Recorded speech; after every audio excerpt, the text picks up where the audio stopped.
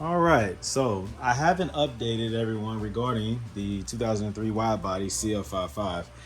This sprung a leak. The brake line itself had ruptured.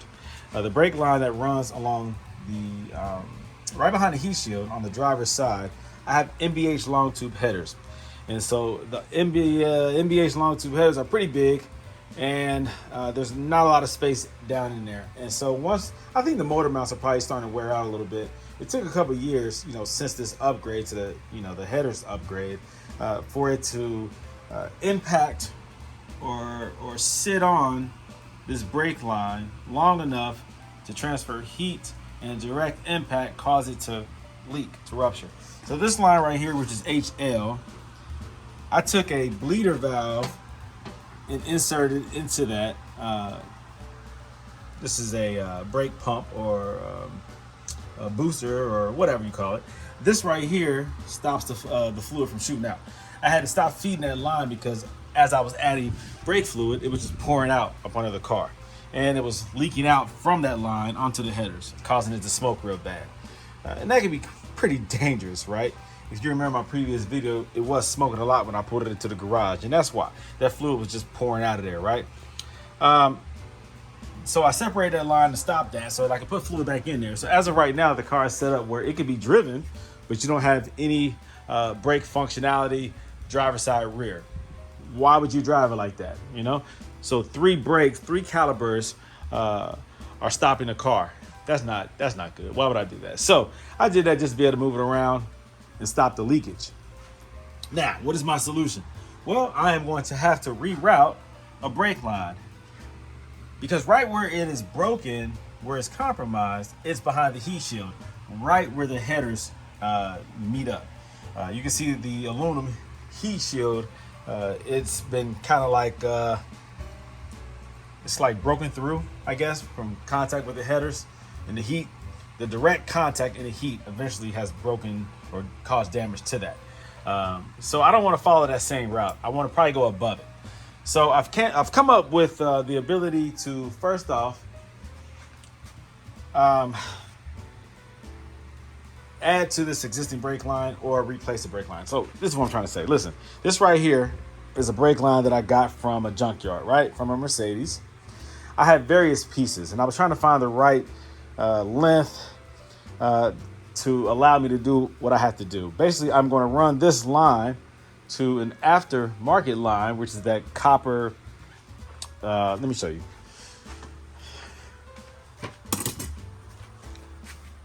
This right here.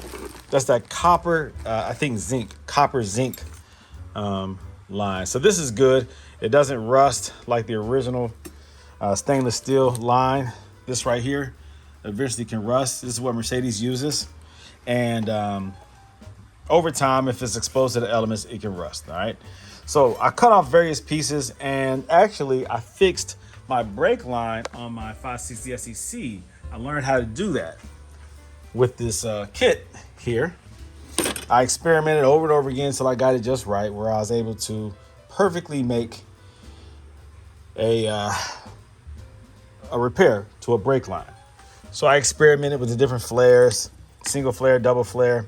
Mercedes uses a single flare. This is the original Mercedes flare that they use. Mercedes does use something like this, right, as a joint, as a connection on their cars. So to say that this is unsafe is not true. And they use a single flare. Now with an aftermarket setup, they recommend a double flare. So this is what a double flare looks like. It's pressed back down to create a stronger flare. So when duplicating Mercedes for their joint, there's up underneath on the 560 SEC, I used the Mercedes type.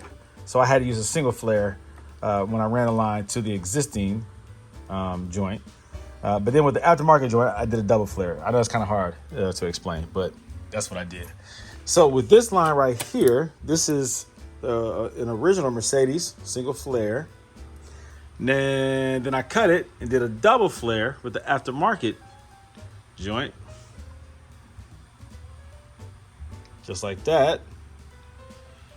I know it's kind of chewed up, but that's just what it is because this has a coating on it. And when you put it inside this joint right here, this clamp, the grooves go into that. It doesn't damage the line, it just messes up the coating.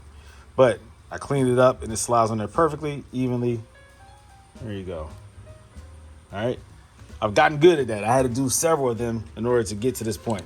So basically what I'm going to do is use that copper zinc line, run it to this line. This is what it's going to look like. So I'm going to run it down here, connect it at the booster or the pump, the brake pump, ABS pump, whatever, and then run it down there.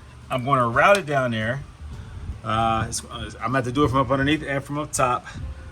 Find a safe, clear route. Like I said, run the copper zinc connection to this and then run it down up underneath the car, and I'm going to cut it, right? I'll leave the existing bad line in place because I'm not going to go through the process of having to remove that because there's like brackets and stuff that attach it to the car that I can't access. So I'll just bypass that, run another line down in there, connect it up underneath to the existing line, and I will have working rear driver's side brake calipers again. So that's the process. I mean, it took me a while to make a decision to go this route. I thought I was gonna have to lift the motor and do all that, but it's not that serious. Like, you don't have to. Just make sure that your connections are tightened appropriately so that you don't have leaks, because if this thing pops off, then I'll be right back to my original issue and I'll have brake fluid shooting down onto the headers because it's going to run down this way. All right, just like that. It'll be secured, of course, but I'm going to run it down there. I'll hide this down below this once I remove all this stuff, but that's the route it's going to take. It's going to go back down into there, up underneath the car, and I'll be good to go. So let me go ahead and get to work, and I'll let you know how it turns out. You might be wondering, how do I flare a brake line? First off, this is the copper zinc, so it's a little softer, more flexible. You can bend it, and angle it the way you want to without having to use an aftermarket tool. Because if you use a harder line, such as the original stainless steel Mercedes lines, when you bend these, they tend to bend very hard and close up the hole. You want to keep the inside, the hole, perfectly round while bending it. You don't want it to do a sharp bend and then ruin the line.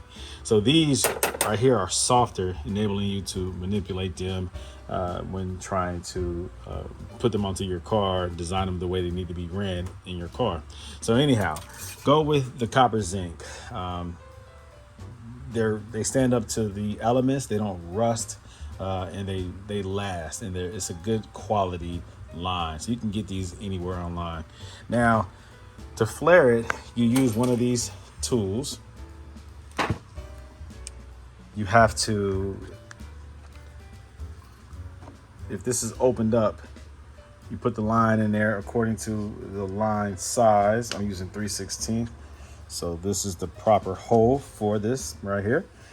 And you put it in there as far, just so that the proper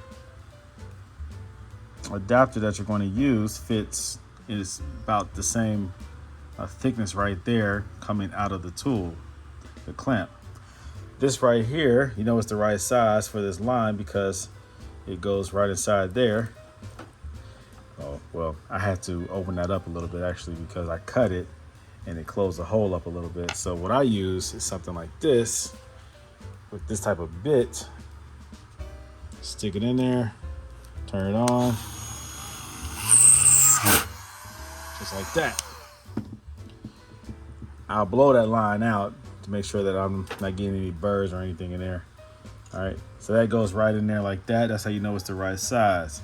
It comes with a couple of different sizes, depending on what size brake line you're using. So this is the right size for the Mercedes application, 3/16.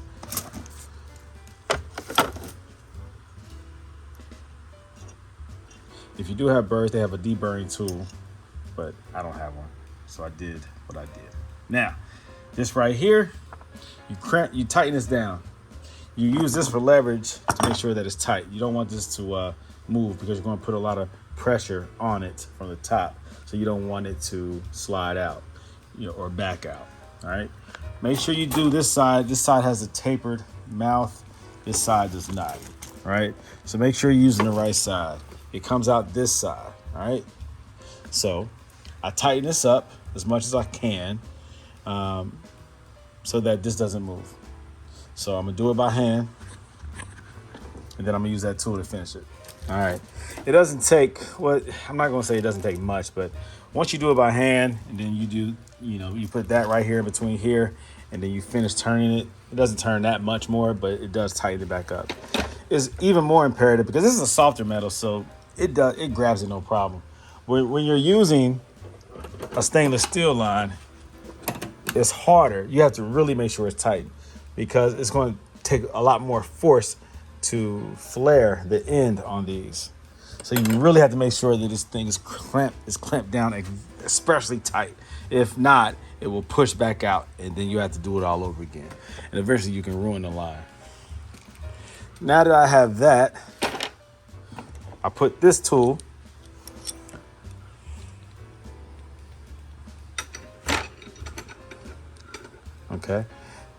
right there like that. I'm going to, it's hard to do this with one hand, but I'm going to back it out, enabling me to put this right there.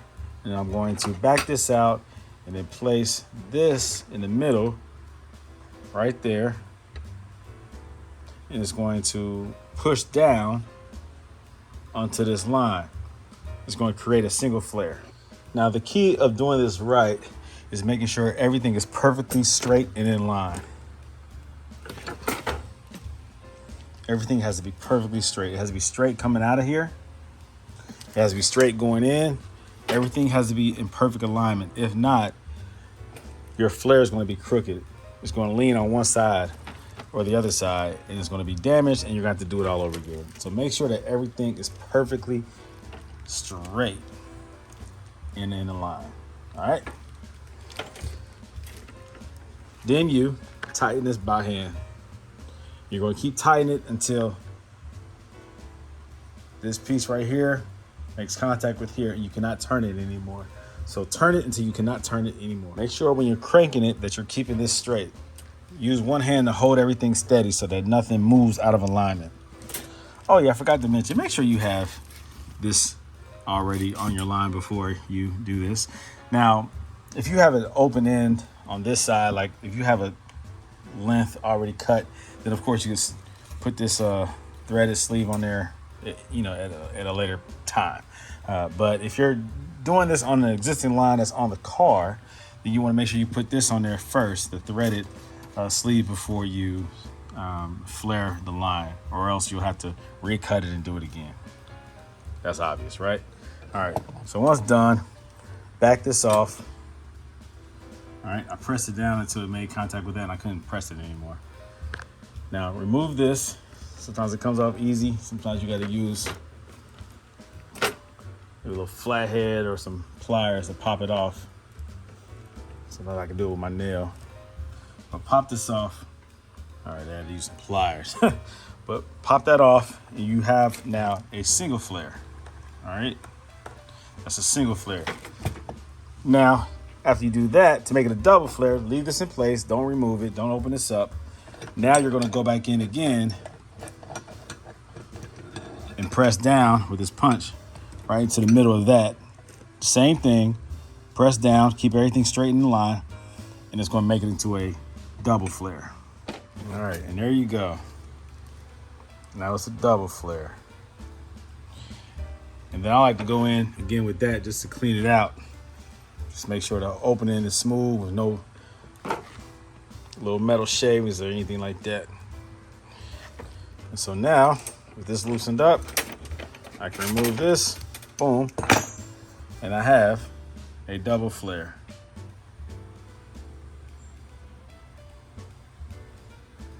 All right. That's how you do it. And this right here slides right there, boom. And now I can connect it to one of these, which is what I have on the, well, there you go, one of these. So the other end, it'll be just like this. Boom, whoops. You know what I'm saying. With one of these on the other end. So I could, oh, I didn't realize this. It'd be like this. All right, so I have this connected here. I have it running down here. I put a little rubber, little piece right here where it's making contact with metal. Have it tied off there to secure it. It's on there nice and tight, okay? Height-wise, slightly higher than these, but still safe. I could have done a sharper angle. I could have been more strategic and ran it down, you know, out of the way, like running it down and then there, but nah, I want to keep it high up because I want it away from the headers. I don't want to follow the same pattern as the original one because that's what caused it to go. You know, keep in mind that what was right here used to be a ABC reservoir, an oversized reservoir. Well, I reduced that down to this one for the power steering. So this is coming this way down above the existing lines, away from the headers. It's kind of hard to see, but yeah, it's away from the headers down there. Still behind the heat shield, so it's still protected. And then up underneath, let me show you.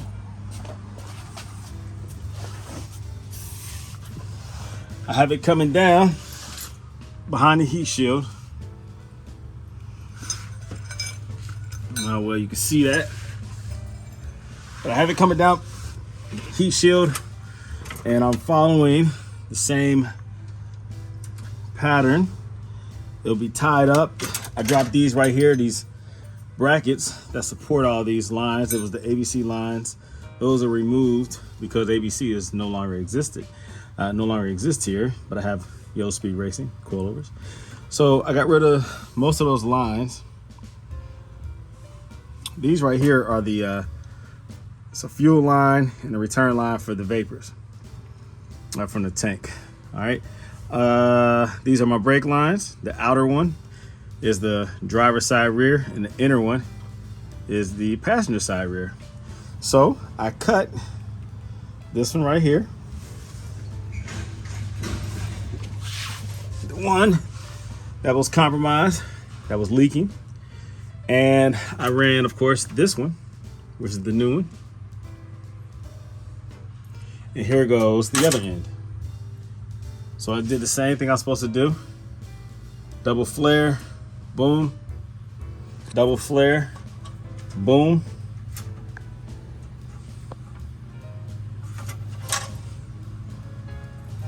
All right, and then I'll do a sleeve right here. The nut will bring these two together, and it'll be a happy marriage. All right, just like that. I made sure I had a little bit of extra length so I wouldn't just barely reach it, because again, this is flexible. I can bend this one, and I would rather have too much line than not enough line. So that's going to resolve the issue. All right, so before finalizing everything and tightening everything up and securing the new brake line, I had to bleed the line first. Keep in mind that there's been no brake fluid being pushed or pressurized to this rear caliper, driver's side, for quite some time. So once that line was disconnected at the ABS pump, then there was air obviously then introduced into the line, and you cannot have good braking if you have air in the line. So even though I connected it right here already, I was reluctant to be satisfied and content and just tighten everything up. I knew that line had to be bled because there was absolutely no fluid in the line from the ABS pump to this connection right here. There was fluid on the backside, the line that goes to here, but it hasn't been pressurized, so it could have also leaked out Once I cut that line, some of that fluid had leaked out. So there was definitely air in the line. In order to remove the air, I had to loosen up this bleeder valve right here. This is a 8mm on the AMGs. It's an 8mm nut. You take that out, remove this rubber cap, of course. That's what that is. It's just painted. Remove that cap, take a 8mm open socket or open wrench and remove that. And when I removed it, I then opened up the door. I use a stick. It's a stick over there. I use a stick to compress the brake.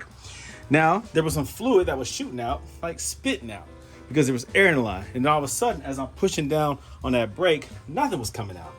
And then eventually fluid was coming out, and then nothing, and then fluid, and then more fluid. And then you heard the burping, right? The burbling of the fluid coming out because there was air in the line. So if I would have just connected it and just been satisfied that I have a new brake line and not bleed the line first or afterwards, then I would have air in the lines and I would have insufficient braking, which is dangerous. When you press down on that brake, the pedal, and your car doesn't stop, or even if it does stop because the other 3 calipers were not disconnected, they have their own line to the ABC pump. Still, this one right here, if it doesn't grab, then you're going to have uneven brake wear and it's going to feel unstable under high-speed conditions. So you want to make sure that you bleed the line after you repair it to get the air out so that you are safe.